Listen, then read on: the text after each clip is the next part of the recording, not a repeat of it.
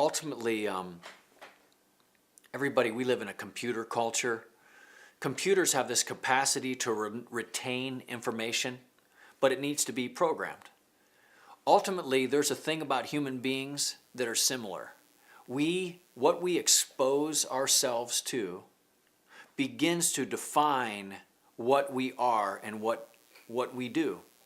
So I don't want to sound frumpy, and I don't want to sound square. I'm not saying something about haircuts. I like groovy clothes. My wife loves cool clothes. She's like one of the sharpest looking chicks I've ever known. But ultimately, we have to have a bit of a guard on the things that we expose ourselves to.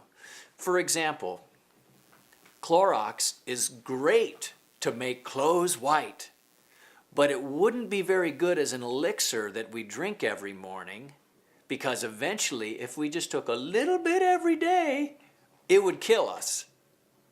It's like gasoline is great in this contained environment for an internal combustion engine and make your car drive.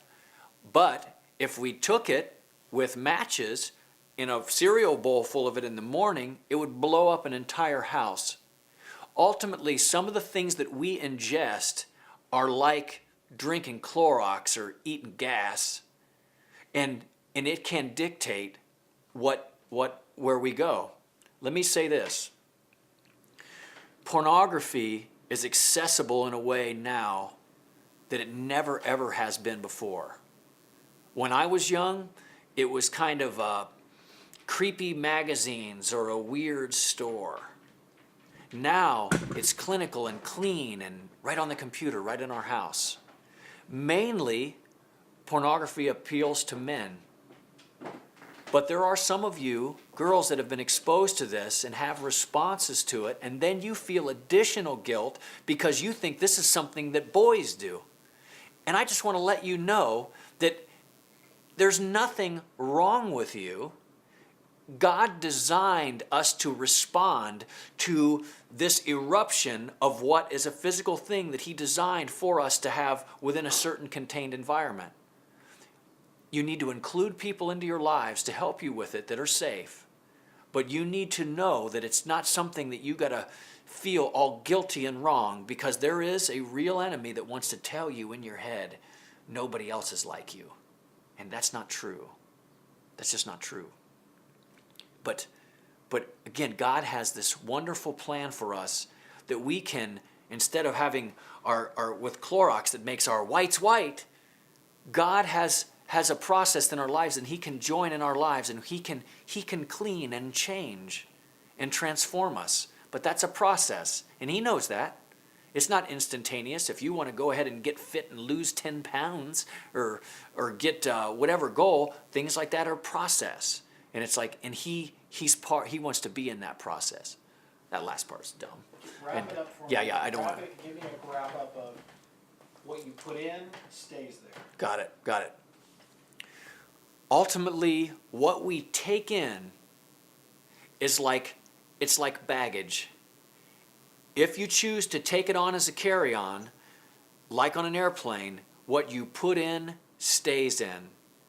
And eventually, you have to unpack it. Ooh, there you go. Yeah. And it's like, I can talk about that a little more if you want. Go ahead. When you fly on an airplane, they'll have like a little container that basically says carry-on luggage. And you get to carry those on. Whatever you put in it. Ultimately, life is a thing where we are issued a piece of luggage. And whatever we put in it, we get to carry it on. The thing is, whatever baggage you collect in your life, you eventually have to unpack. When it came down to issues of sexual things, I didn't do it right. I didn't.